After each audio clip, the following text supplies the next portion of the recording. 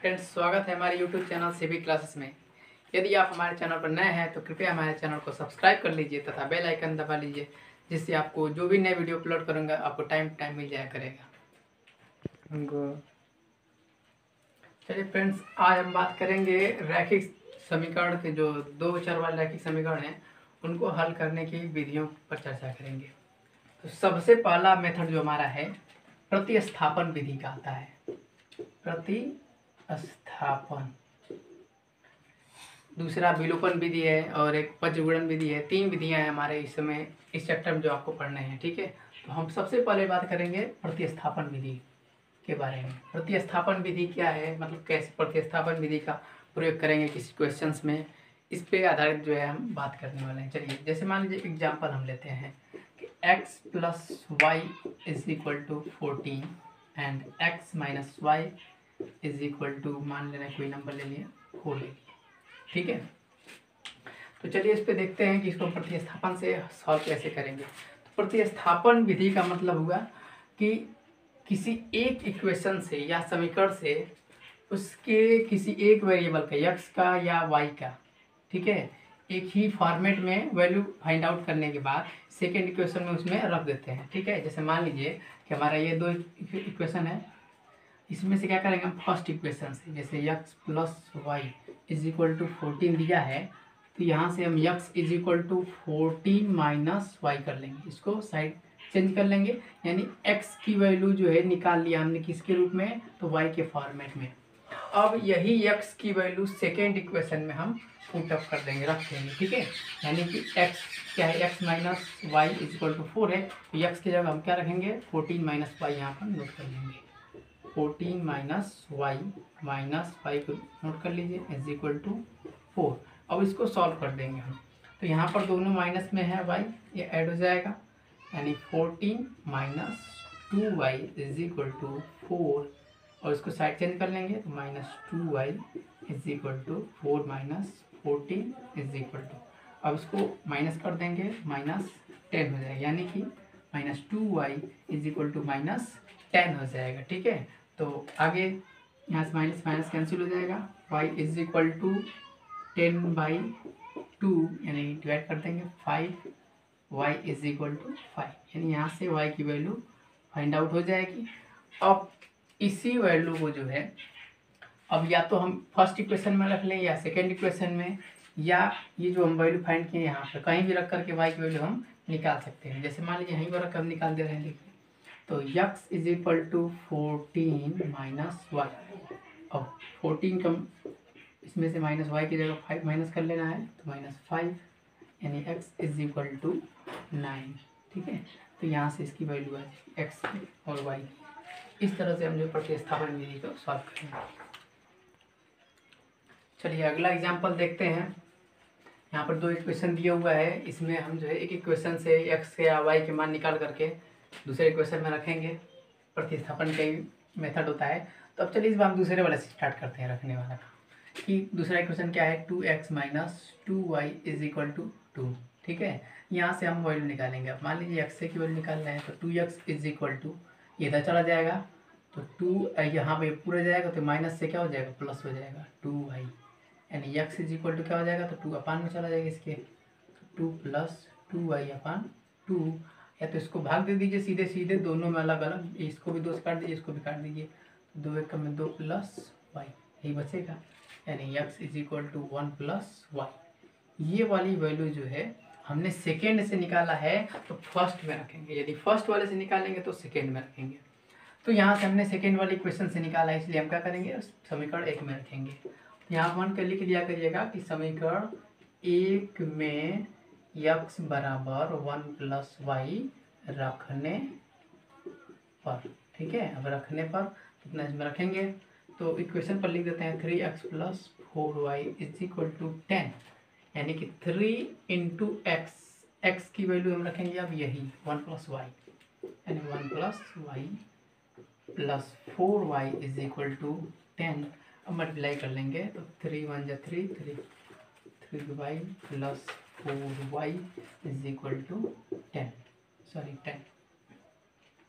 यानी कि अब इन दोनों को देखिए ऐड हो जाएंगे, दोनों सेम है, तो 3 plus 7y is equal to 10, then 7y is equal to 10 minus 3, then 7y is equal to 7। तो 7 से फिर डिवाइड कर लेंगे, यानी y इज इक्वल टू क्या हो जाएगा 1। सीधे सीधे देखा जाए तो y की वैल्यू 1 आ जाएगी। अब यहीं पर हम रख दे रहे हैं, इसमें भी रखेंगे तब भी आंसर आ जाएगा। x की वैल्यू इसमें भी रखा ही रख लें, हम यहीं भी रख लेना, आसान थोड़ा सा हो जाएगा। x is equal to 1 plus y की वैल्यू 1, यानी x is equal to 1 plus 1 2, यानी कि हमारा ये आंसर आ जाएगा। x की वैल्यू इतना और y की वैल्यू इतना। इस प्रकार से हम प्रतिस्थापन विधि को सॉल्व कर सकते हैं। ठीक है, प्रतिस्थापन विधि में क्या होता है, एक समीकरण से x या y का मान निकालेंगे और दूसरे समीकरण में वही मान रख देंगे, जिससे हमारा समीकरण क्या हो जाएगा, एक चर में समीकरण हो जाएगा, एक वन वेरिएबल्स में इक्वेशन हमारा तैयार हो जाएगा। और उसको सॉल्व करके वन वेरिएबल के इक्वेशन आसानी से सॉल्व हो जाते हैं, उसको मान निकाल लेते हैं। उसके बाद समीकरण किसी भी समीकरण में रख करके दूसरे वेरिएबल का वैल्यू फाइंड आउट कर सकते हैं। ठीक है, चलिए अगला एग्जाम्पल देखते हैं कि जो है हमारा क्वेश्चंस क्या है।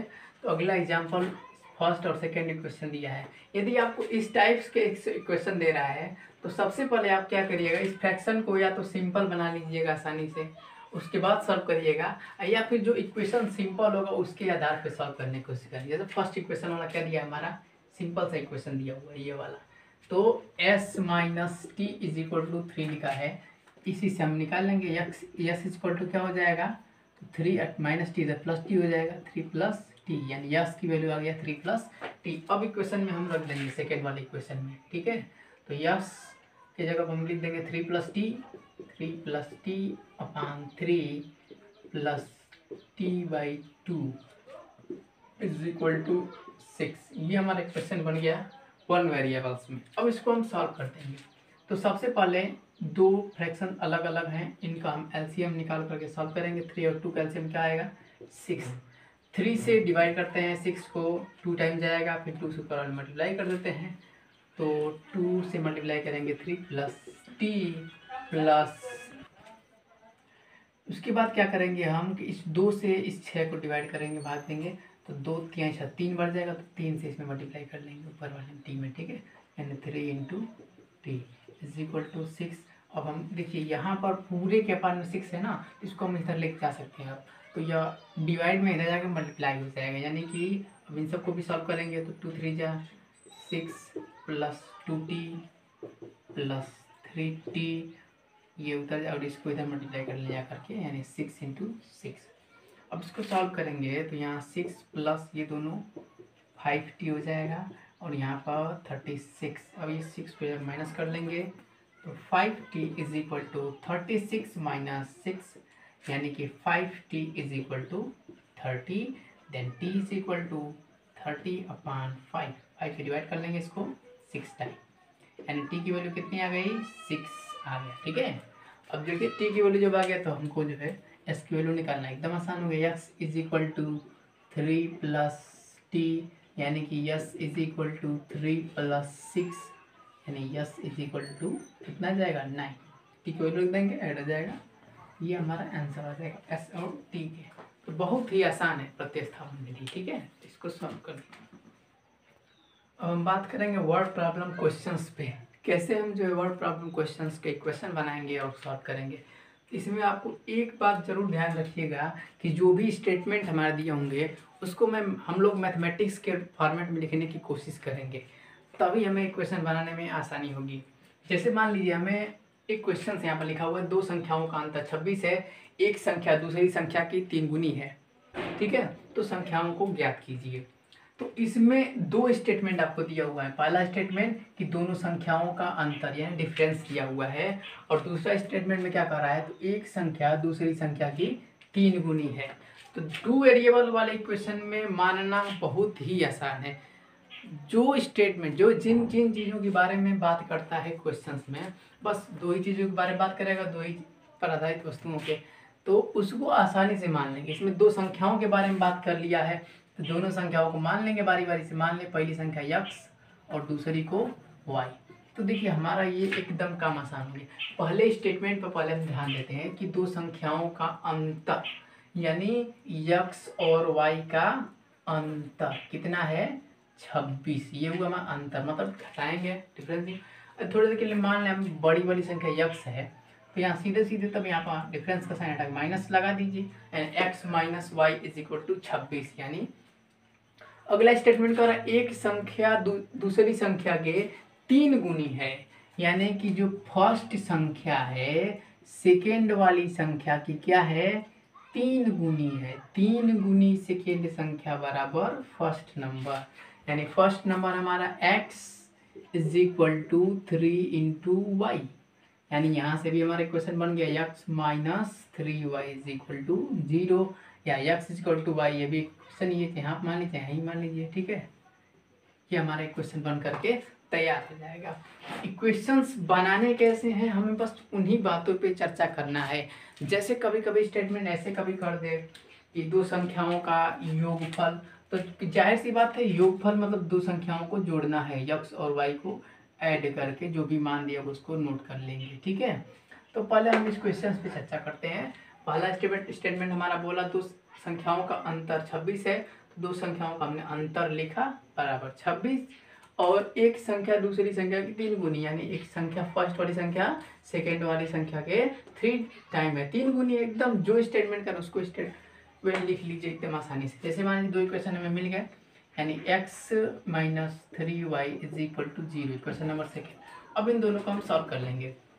तो यहाँ से मान लीजिए सेकेंड वाले से निकाल लेते हैं, x is equal to 3y हो जाएगा यहाँ से देखें तो, और इसी वैल्यू को हम इसमें रख देंगे फर्स्ट इक्वेशन में, यानी कि x minus y is equal to 26, and x की वैल्यू जो है 3y minus y is equal to 26, minus कर लेंगे 2y is equal to 26, then y equal to divide कर लेंगे तो 13 आ जाएगा, ठीक है। अब इस 13 यहाँ पर y को रख देंगे तो x is equal to 3 into 13, then x is equal to 39, multiply करेंगे तो इतना आ जाएगा 39। यानी पहली संख्या जो बड़ी संख्या कितनी है 39 होगी, और दूसरी संख्या जो छोटी है वह 13 होगा, ठीक है। तो इस प्रकार से हम क्वेश्चन पर ध्यान रखेंगे, ठीक है। आइए अगला एग्जांपल फिर देखते हैं इस पर आधारित क्या है।